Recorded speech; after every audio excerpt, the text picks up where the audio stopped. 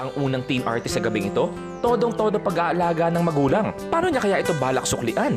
Ako si J. Emmanuel D. Macatuno, nakatira sa San Fernando, Pampanga, 16 years old. Habang nagkukwento, hindi alam ni Jem na nakikinig na pala ang kanyang mga magulang.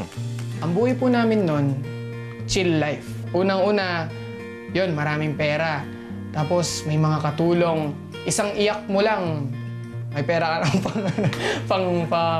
para mas sumaya ka, ganun. Tapos graduation, regalo sa'yo, mga mamahaling alahas, kotse, ganyan. Sa mga gadgets na gusto mo. Hindi po namin nakita na may dulo yung saya.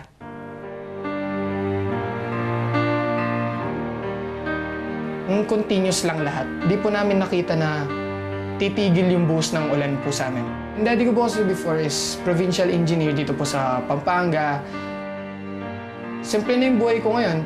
From private, mag-public.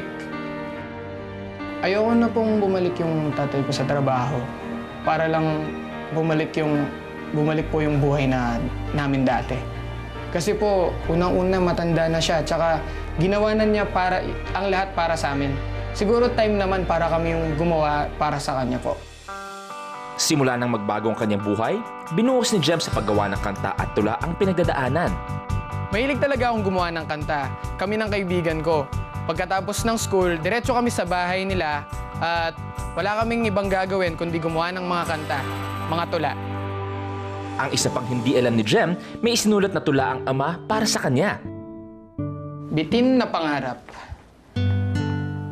Napakahirap na simulan ang bitin na pangarap para sa bunsong anak na gustong matupad ang minimithing pangarap. Aking pilit mangisipin at gisingin ng ulirang isipan na panaginip lamang. Subalit ako'y nalulungkot. Nangyari na pala na wala ng trabaho si tatay. Patawad bunsong anak kung hindi ko maibigay ang mga pangarap mo, lalo na sa munting material na bagay. At alam kong inyong maiintindihan dahil si tatay wala nang hanap buhay. Wala man akong magawa, ngunit ako'y nagdarasal sa puong may kapal na magtagumpay ka sana.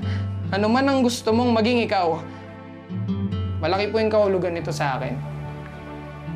Nasanay ako na material lang yung binibigay niyang bagay. Pero yung mga salitang ganito po, hindi po matutumbasan ng kahit anong yaman po. Huwag niyang isipin yung mga bagay na gano'n na hindi na niya maibigay kasi nabigay na niya lahat para sa amin. Tatatyo kayo.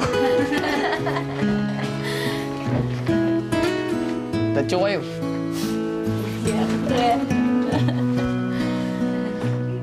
That's not all, Jem. May isa pa kaming sorpresa para sa inyo ni na Mommy at Daddy.